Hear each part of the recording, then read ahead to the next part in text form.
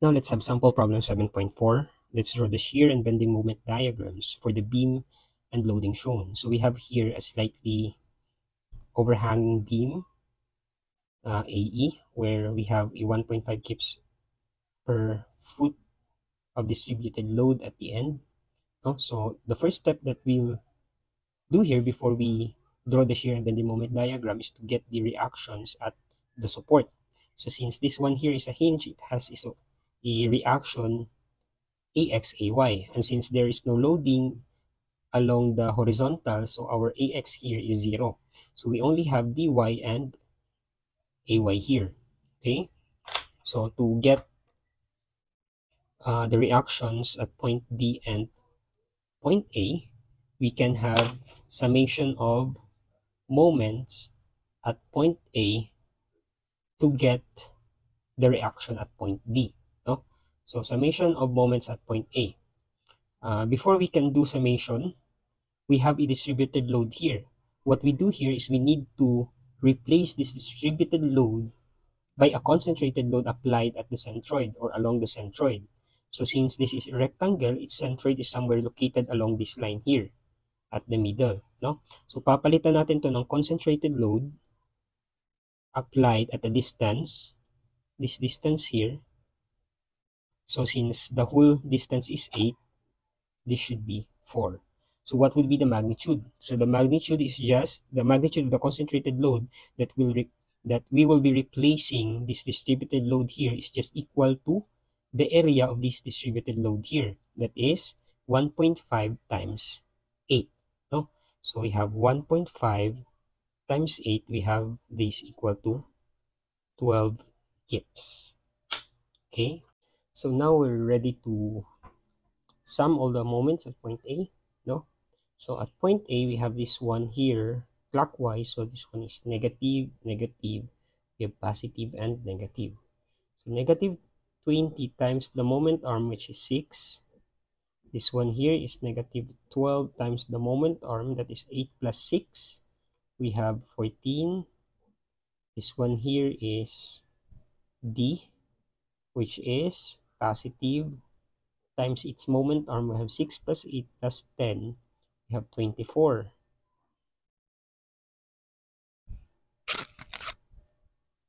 And then lastly, for the concentrated, we have 12 kips negative kasi clockwise times its moment arm, which is 8 plus 6 plus 8, 14 plus 10, 24 plus 4, we have 28. That is equal to 0. If we solve that, we have 20 times 6 plus 12 times 14 plus 12 times 28 divided by 24. We have D equal to 26, and it's positive. 26 kips. So our D here is equal to 26 kips. How about Y? Right? I mean AY. So we can use summation of forces along Y, positive upward.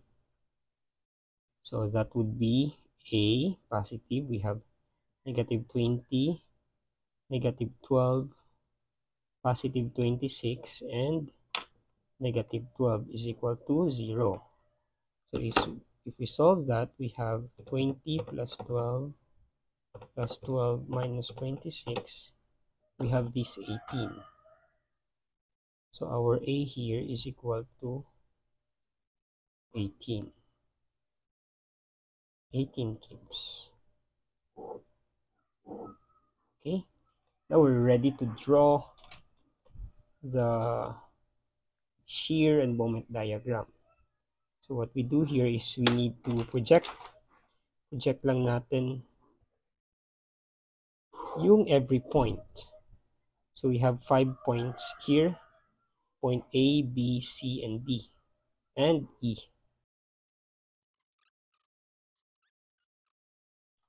From our previous video, we said that in our shear curve is 1 degree higher than our load curve. Same as with the moment curve, no? Our moment curve is 1 degree higher than our shear curve, no? So if we say, for example, our load curve here, we have our shear curve and our bending moment curve, no? If our shear curve is linear, that is x to the 1 linear, since our our moment curve or bending moment diagram is 1 degree higher than our shear diagram, so this one here becomes quadratic, no? If our shear curve is linear, our moment curve is quadratic kasi 1 degree higher. So if our shear curve is 1 degree higher than our load curve, our load curve would be x to the power of 0, or that is constant, no? Now how about if our shear curve is x to the 0, or is the one to be constant? What would be our moment curve or bending moment diagram? So that would be x to the 1 or linear. How about the load curve? So since 1 degree higher yung shear curve natin, yung load curve natin would be 0. Okay? So if kung 0 na yung load curve natin, your shear curve would be constant and yung moment curve natin o moment diagram natin should be linear. So ito lang, no? So ayan. Now let's draw our shear diagram. So in drawing our shear diagram, we look at point A first, no? Yung A natin experiences a shear force at this point here, and its value is 18 kips. So therefore, at point A here, ayan, yung shear diagram natin would raise to this point, no? Dapat nandito siya sa 18 kips, no? This is for our shear. Okay. Now, yung sabi ko kanina, if yung load curve natin, yung segment natin from A to B, wala tayong nilagay dito na load, no? So therefore, yung load curve natin is 0. If kung yung load curve natin is 0, yung shear curve natin is x to the 0 or constant. So since yung load curve natin dito 0, yung shear curve natin is constant. Ano yung graph ng constant? Flat line lang, no? Hindi ko pala na-project tong B natin. So somehow yung B natin,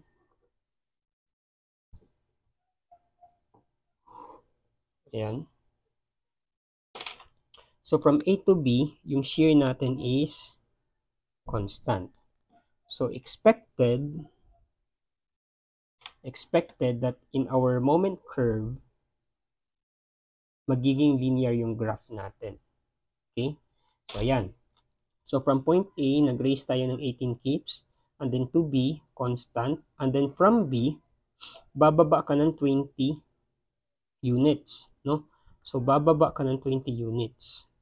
Kung bababa ka ng 20 units, so yung height na to is 80 na. So ito siya is negative 2. Kasi 20 minus 18, we have negative 2. And from B to C, wala tayong load. So therefore, constant din yung shear natin. So constant din yan. And then from C, meron tayong shear na 12 units downward. So bababa tayo by 12 units. So 12 units downward plus negative 2, we have negative 14. And from C to D natin, since ito siya is 0 din yung load, so therefore yung shear natin is constant. And then yung D natin dito at point D, tataas daw tayo ng 26. So magdadagdag tayo ng 20 units upward dito. So kung ito siya 14, then dapat yung total 26. This should be plus 12, no? Kasi 26 minus 14, we have 12. Now, from point D to point E, meron na tayong load. And yung load natin is constant. Diba yung constant na load, yung shear natin should be linear. No? If linear yung shear. Kung linear yung shear, dalawa lang yung kailangan nating points. No? So we need to have 2 points in order to create a line. So since we already have 1 point here, hanapin natin yung shear at point E para dalawa na yung points natin. So paano natin mahanap? We have our formula as V2 minus V1, no? In this case, we have VE minus VD. That is equal to the negative area under the load curve from D to E. Diba? So ano yung area na yan? Itong area na to. Okay, so ano yung area na to? We have rectangle man, so we have base times height. Ano yung base? We have 8. Ano yung height? 1.5. So 8 times 1.5, we have 12. So this one here, we have negative base, which is 8, and height, which is 1.5. Okay, so ano yung VD natin? Yung VD natin, this one here, this is 12 yung VD natin, no? So this is 12. So therefore, yung VE natin is just equal to 12 minus 8 times 1.5 is also 12. So therefore, yung VE natin is just equal to 0. No? This one. At this point. Ano yung sabi natin kanina?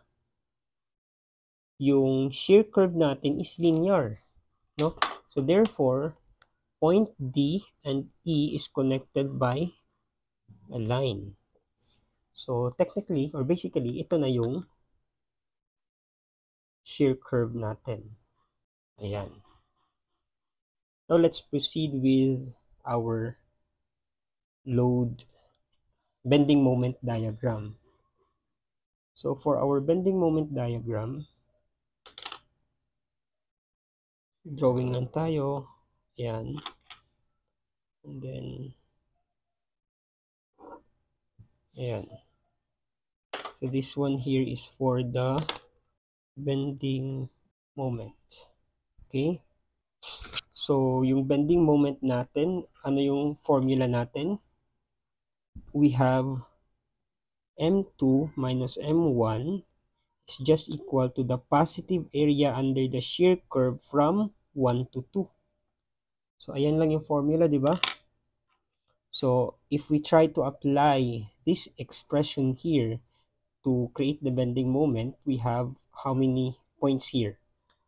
This one, this is point A, sabihin natin, this is point B, this is point C, point D, and point E natin.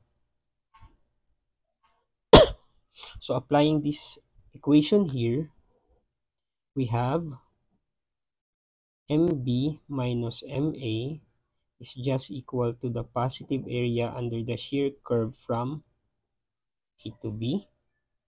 We have also MC minus MB is just equal to the positive area under the shear curve from B to C.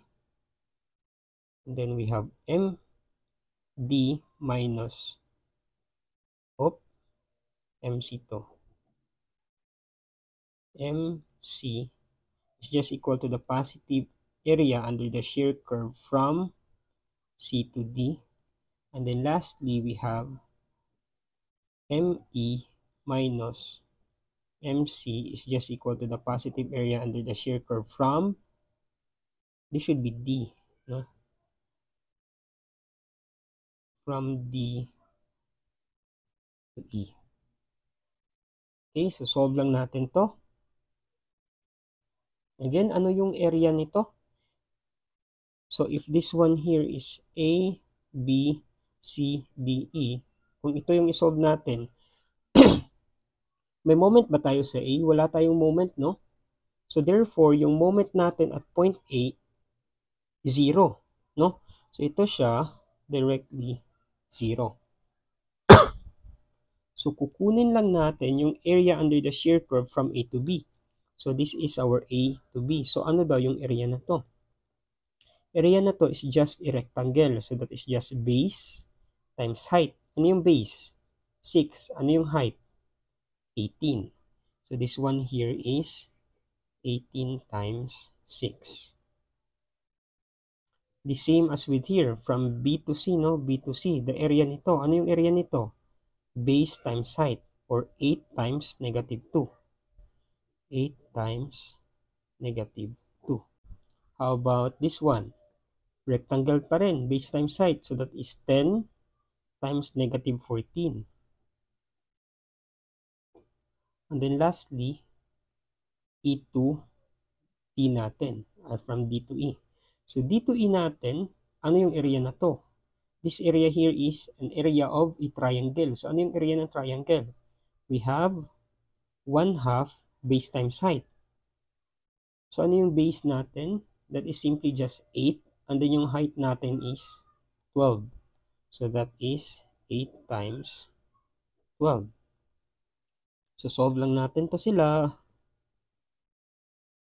Ayan. Okay. We have 18 times 6.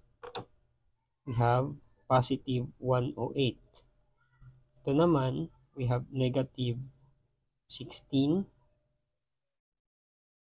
And then this one here is negative 140. And then lastly, we have 4 times 12. We have 48 positive.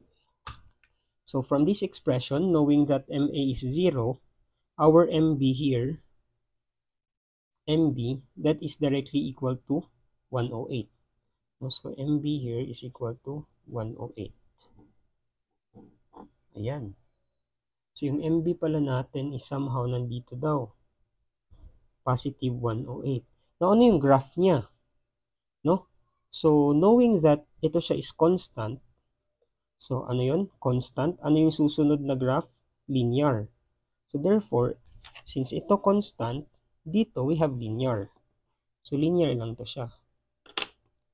Linear meaning, i-connect lang natin to with a straight line. So ayan. So how about this? MC, dito tayo sa C. So yung MC natin minus, ano yung MB natin? We have 108, no?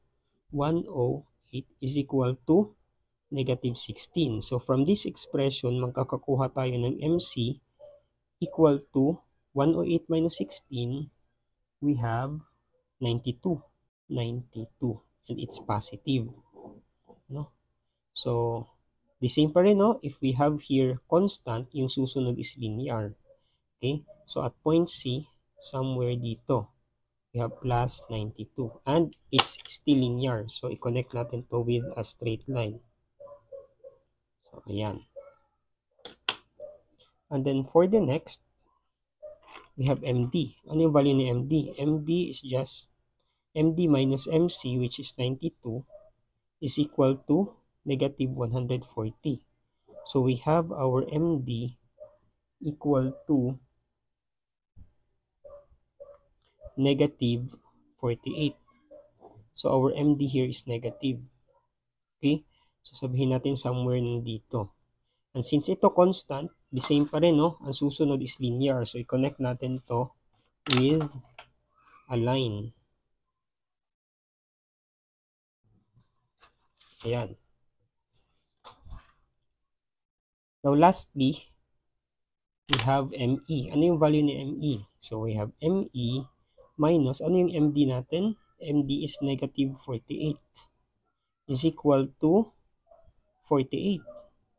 So ito makakancel. We have our ME equal to 0.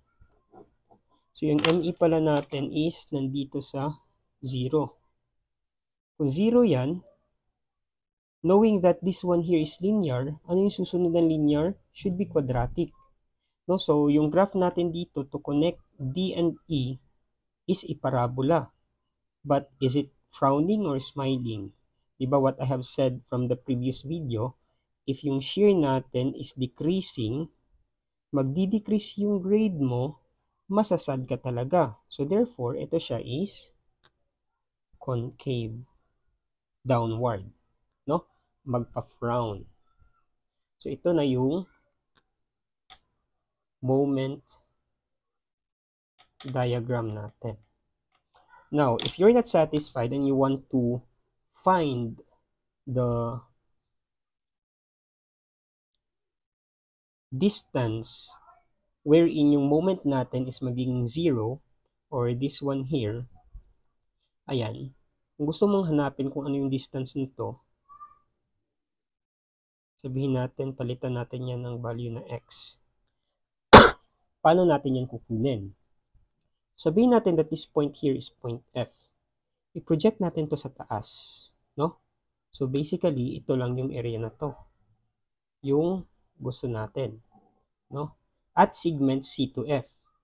So if you want to get that x, paano natin yan kukunin? We simply just substitute to the formula, no? We have MF minus MC. So, MC and MF tayo, no? Ito yung point 1 natin, ito yung point 2 natin. It's just equal to the positive area under the shear curve from C to F.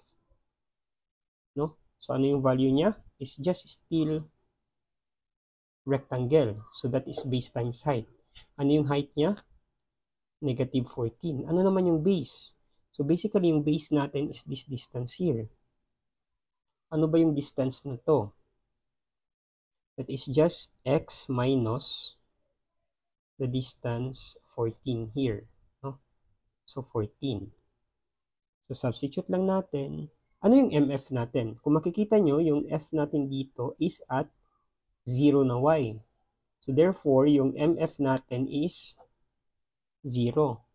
How about yung MC natin? MC natin is somehow 92. So, we have here, substitute, negative 92 is just equal to yung base natin, which is x minus 14 times the height, which is 14. So, kung isolve natin to, makakakuha tayo ng x, which is equal to, here, x minus 14 times the height. Yung height natin is negative 14. So, this should be negative, no? Isolve natin to, we have negative 92 plus 14 squared minus,